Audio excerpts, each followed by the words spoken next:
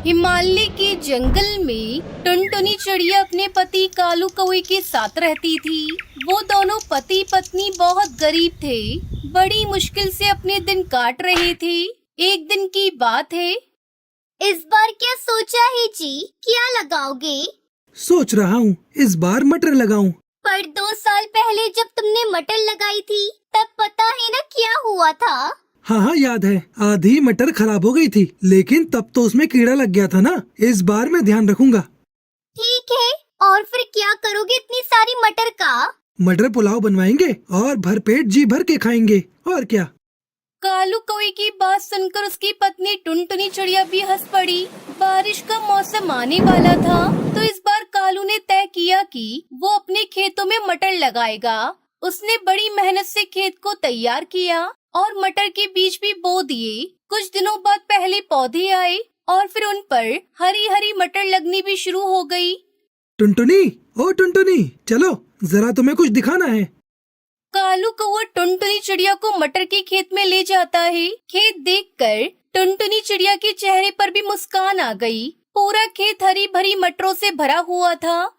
ऊपर वाले की कृपा से बहुत बढ़िया फसल हुई है इस बार। तुम देखना टुनटुनी, इस बार खूब अच्छे पैसे मिलेंगे इन मटरों के। मैंने सोच लिया है, पैसे आते ही सबसे पहले घोंसले की छत ठीक करवाऊंगा। और कोई खर्चा है क्या, वो भी बता देना। हाँ है ना, एक बढ़िया सा हार भी दिला देना मुझे। हाँ ले लेना, एक नहीं तुम 2 हार ले लेना इस बार। मटर की बढ़िया फसल देखकर दोनों पति पत्नी सपने देखने लगे। दूसरी तरफ पूरे जंगल में भी ये खबर फैल चुकी थी कि इस बार कालू और टुनटुनी चिड़िया की फसल बहुत बढ़िया हुई है। फिर एक दिन कालू कौवे के घोंसले के बाहर मुखिया हरिया तोता आता है। अरे मुखिया जी आप? हाँ टुनटुनी, कैसी हो? ऊपर वाले की कृपा है मुखिया जी। कृपा तो वाकई बहुत हुई है तुम पर। मैंने सुना है इस बार तुम्हारी मटर की फसल बहुत अच्छी हुई है। हाँ मुखिया जी, सब भगवान की दया है। तो क्या सोचा है, किसे बेचोगे अपनी मटर? अभी तो कुछ ऐसा सोचा नहीं है मुखिया जी, जहाँ सही दाम मिल जाएगा वही दे दूंगी। अरे तो हम काहे के लिए हैं? हमें दे दो अपनी सारी मटर, हम पूरे 15 रुपए देंगे तुम्हें 1 किलो के। पर शहर के जंगल में इस बार 25 से 30 रुपए किलो बिक रहे हैं मटर। देखो टुनटुनी, मटर है गेहूं नहीं, जो कई महीने संभाल लोगी। 2 दिन बाद सूखने लगेगी सारी की सारी। मेरे पास स्टोरेज की सुविधा है, मैं तुम्हारी सारी मटर खरीद लूंगा हाथों हाथ। अब ठीक है? मुखिया जी, मैं आपको शाम तक बताती हूँ। मुखिया वहाँ से चला गया और फिर उसके जाने के बाद टुनटुनी चिड़िया कालू कौवे को सारी बात बताती है। क्या करूं टुनटुनी, कुछ समझ में नहीं आ रहा है। ये मुखिया हम गरीब किसानों का हमेशा फायदा उठाता है। हमसे कम दामों में फसल खरीदकर शहर के जंगल में ऊंचे दामों पर बेचता है। मेरी मानो तो आपको कुछ और पक्षियों से भी बात करनी चाहिए। इतना आसान नहीं है टुनटुनी। मुखिया हरी तोते की मर्जी के बगैर कोई पक्षी मेरी मटर नहीं लेगा। मुझे डर इस बात का है कि अगर सारी मटर यहीं सड़ गई तो 1 पैसा नहीं मिलेगा। हाँ अच्छा, तो फिर क्या कर सकते हैं? मुखिया जी की नजर हमारी फसल पर है तो बेचनी तो उसे ही पड़ेगी। दोनों ऐसे बातें कर ही रहे थे कि तभी उन्हें बाहर से शोर सुनाई दिया। पक्षियों की चीखने चिल्लाने की आवाजें आ रही थी। दोनों ने फौरन निकलकर देखा तो पूरे जंगल के घोंसले जल रहे थे। आग बहुत बढ़ चुकी थी। बस एक टुनटुनी चिड़िया का घोंसला सुरक्षित था, क्योंकि वो उसके खेत के किनारे ही था और बाकी के घोंसले से दूर था। कालू और टुनटुनी चिड़िया फौरन पक्षियों की मदद के लिए चले गए।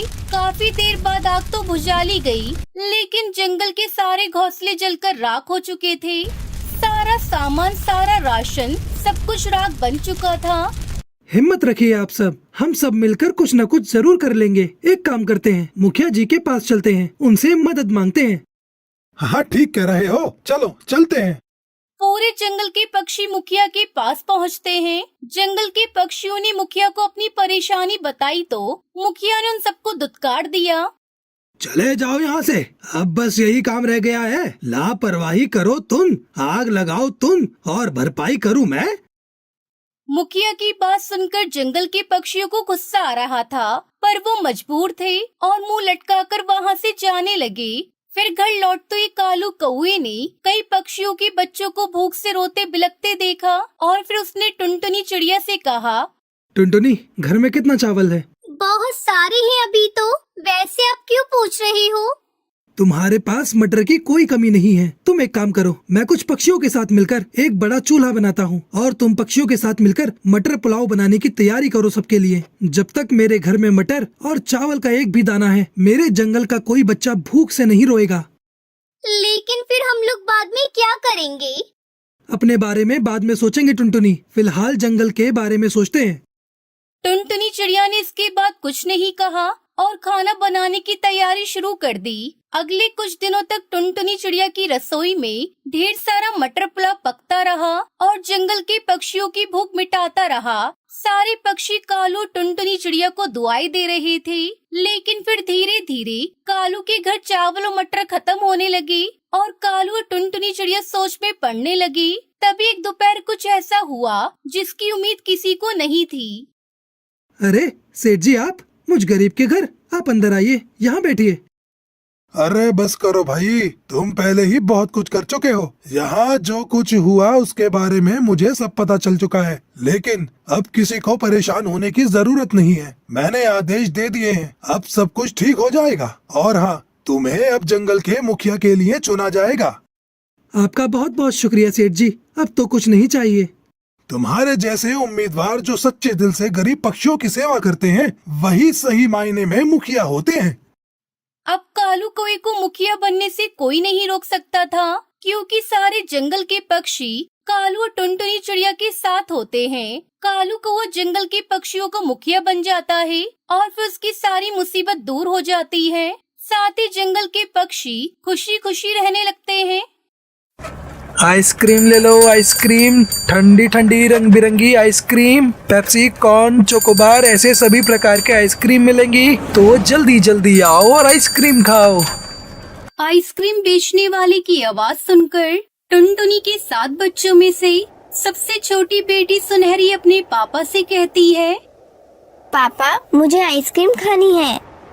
अरे ना, वो आइसक्रीम अच्छी नहीं होती बेटा।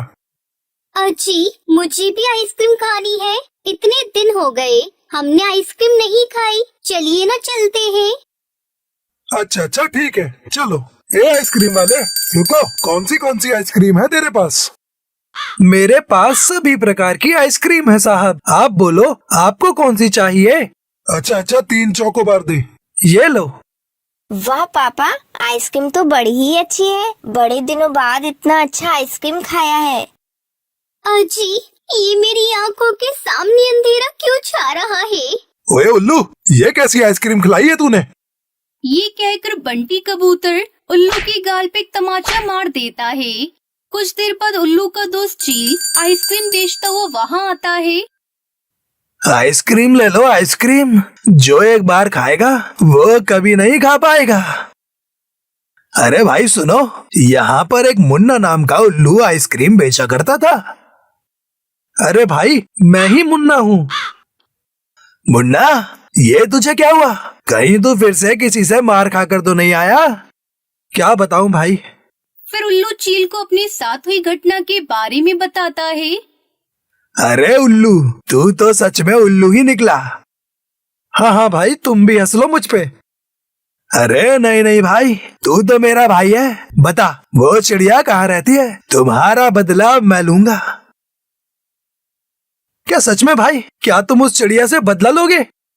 और नहीं तो क्या, उसकी हिम्मत कैसे हुई मेरे भाई को मारने की? अब तो उसके बच्चे में खाकर ही रहूंगा। चल बता मुझे, वो चिड़िया कहाँ रहती है? बच्चों, खेलना बंद करो और मेरी बात सुनो। देखो, मैं कुछ काम से तुम्हारी मौसी के घर जा रही हूँ। मासी के घर मुझे भी आना है माँ। नहीं बेटा, बाहर बहुत धूप है, इसलिए मेरे साथ कोई नहीं आएगा और मैं भी अपना काम जल्दी खत्म करके आ जाऊंगी। तब तक तुम सब घर में ही रहना, कहीं बाहर मत जाना और बाहर से भी किसी को अंदर मत आने देना, समझे? सुनहरी, अपने भाइयों का ख्याल रखना। हाँ माँ, ठीक है। टुनटुनी बच्चों को समझाकर बाहर चली जाती है। ये सब चील पेड़ के पीछे छुपकर देख रहा था। अच्छा, तो यहाँ पर रहती है वो चिड़िया। अब देख मैं क्या करता हूँ। बच्चे घर में खेल रहे थे, तभी उन्हें किसी की आवाज सुनाई देती है। खिलौने ले लो, खिलौने। ओए छोटे छोटे बच्चों के लिए प्यारे प्यारे खिलौने, जल्दी जल्दी आओ और खिलौने ले जाओ। भैया, बाहर कोई खिलौने वाला आया है, चलो चलो जल्दी से खिलौने लेकर आते हैं। तुझे याद है ना, माँ ने क्या कहा था कि कोई घर से बाहर नहीं जाएगा। हाँ भैया, सही कह रहे हैं, हमें बाहर नहीं जाना चाहिए। लेकिन चील भी कहाँ हार मानने वाला था। चील कहता है, अरे ये बच्चे तो बाहर ही नहीं आ रहे। मुन्ना ने सही कहा था, बच्चे बड़े ही चालाक हैं। अब तो मेरे पास बस एक ही उपाय है। सुनो गोलू, माँ के आने तक कोई भी घर से बाहर नहीं जाएगा। चलो अब हम सब छुपा छुपी खेलते हैं।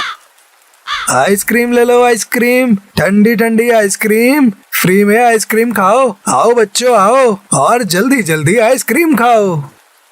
अरे वाह वाह, फ्री में आइसक्रीम, मेरे तो मुंह में पानी आ गया। हाँ मेरे भी। चलो चलो आइसक्रीम खाने चलते हैं, वरना वो आइसक्रीम वाला दूर निकल जाएगा। अंकल अंकल, हमें एक एक आइसक्रीम दीजिए। क्या ये आइसक्रीम फ्री में है? अरे हाँ बच्चों, तुम सही जगह आए हो। रुको, मैं अभी तुम्हें आइसक्रीम देता हूँ। चील ने सारे बच्चों को आइसक्रीम दे दी। बच्चे बड़े ही चाव से आइसक्रीम खाने लगे। आइसक्रीम खाते ही एक एक कर सभी बच्चे बेहोश होने लगते हैं। ओए, आखिर ये बच्चे मेरे चुंगल में आ ही गए। चलो, अब किसी के आने से पहले मुझे यहाँ से निकलना होगा। ऐसा कहकर चील सारे बच्चों को एक बोरी में भर लेता है और वहाँ से चला जाता है। ओए ओए, आज तो मेरी दावत है। अरे मुझे आने में देरी हो गई, बच्चे मेरी राह देख रहे होंगे। अरे ये आइसक्रीम का ठेला यहाँ कहाँ से आया? पहले तो ये यहाँ कभी नहीं आया। टुनटुनी चिड़िया अपने घर में चली जाती है। बच्चों देखो, मैं आ गई। चिंटू, गोलू, सुनहरी, कहाँ छुपे हो सब? टुनटुनी पूरे घर में बच्चों को ढूंढती है, लेकिन उसे कहीं पर भी कोई बच्चा दिखाई नहीं देता। यहाँ पर तो कोई नहीं है। हे ऊपर वाले, ये क्या हो गया? कहीं फिर से किसी ने मेरे बच्चों को तो नहीं उठाया। मुझे जल्दी से उन्हें ढूंढना होगा। तभी वहाँ पर कालू कौआ आ जाता है। कालू भैया, आपने मेरे बच्चों को कहीं देखा? नहीं टुनटुनी, मैंने तो तुम्हारे बच्चों को नहीं देखा। क्या हुआ, कहाँ गए बच्चे? पता नहीं कालू भैया, मैं कुछ काम से बाहर गई थी। जब मैं वापस आई तो मैंने देखा कि घर में एक भी बच्चा नहीं है। मुझे अभी याद आया टुनटुनी, मैं जब यहाँ पर आ रहा था तब मैंने देखा है कि एक चील बोरी में कुछ लेकर जा रहा था। कहीं तुम्हारे बच्चे उस बोरी में तो नहीं थे? हमें उसे जल्दी पकड़ना होगा कालू भैया। आज तो मैं इस चील को नहीं छोड़ूंगी, और इनके पापा यहाँ होते तो ये सब नहीं होता। रुको टुनटुनी, अगर तुम सीधे उसके पास चली गई तो वो तुम्हारे बच्चों को नुकसान भी पहुँचा सकता है। तो अब हम क्या करें कालू भैया? मेरे पास एक आइडिया है। इधर चील बच्चे पकाने की तैयारी कर रहा था। अरे वाह, इन नरम नरम बच्चों को गरम गरम खाने में बड़ा मजा आएगा। पहले पानी उबालना है, फिर सब्जियां डालनी है, फिर घी, फिर ये मजा ही आ जाएगा। तभी वहाँ पर कालू कौआ एक मुर्गी का भेष बनाकर आता है। ओए, इतना बड़ा मुर्गा दिखने में तो बड़ा ही तरोताजा लग रहा है, और स्वादिष्ट तो होगा ही। मैं बावर्ची जो अच्छा हूँ, इसे अभी पकड़ता हूँ। कालू चील को देखते ही भागने लगता है और चील भी उसके पीछे पीछे भागने लगता है। ओए ओए, रुक, अरे रुक, अरे कहाँ भागा जा रहा है, रुक। इधर टुनटुनी चिड़िया ने अपने सारे बच्चों को बोरी से बाहर निकाल लिया। मेरे बच्चों, तुम ठीक तो हो ना? हाँ माँ, हम सब ठीक हैं। माँ, हमें माफ कर दीजिए, हमने आपकी बात नहीं मानी और उस बुरे चील अंकल के झांसे में आ गए। कोई बात नहीं मेरे बच्चों, तुम सब ठीक हो, यही मेरे लिए बहुत है। लेकिन आगे से ऐसी गलती मत करना। हाँ माँ, चलो अब हम सब अपने घर चलते हैं। इस तरह टुनटुनी अपने सातों बच्चों को सुरक्षित घर ले जाती है। दूसरी तरफ कालू चील को उल्लू बनाकर वहाँ से 9 2 11 हो जाता है।